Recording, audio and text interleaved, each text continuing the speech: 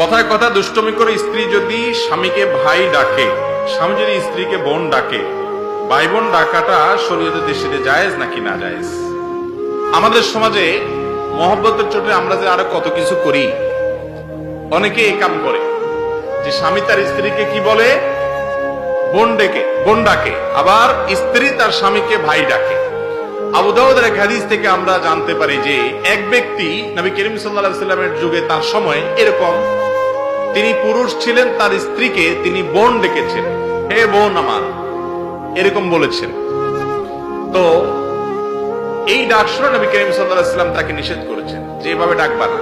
অতএব স্বামী স্ত্রী একে অন্যকে কি ডাকবে না, ভাই বোন বলে ডাকবে।